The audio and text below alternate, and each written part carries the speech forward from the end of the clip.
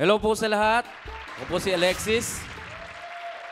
May asawa, may anak, may trabaho, meron ding girlfriend, meron ding boyfriend. Hindi naman ako ganito eh. Medyo naguguluhan nga ako sa sarili ko, nahihirapan ako sa sitwasyon. Minsan nag-shopping kami ng anak ko, babae anak ko. Nagpabili siya ng Barbie. Barbie doll. Maganda. Tapos parang nainggit ako. Bumili rin ako si Ken para sa akin. Minsan nagaya yung misis ko. Maligo daw kami ng sabay. Sabay kami sa banyo. Nag-shampoo siya. Shampoo ko.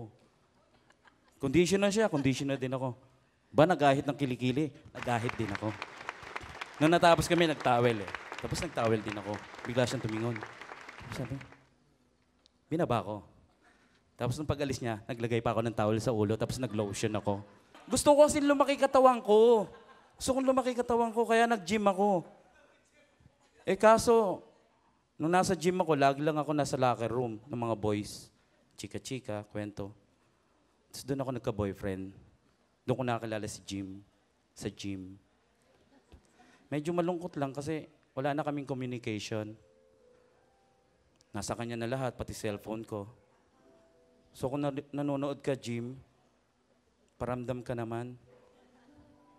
I miss you. Thank you po.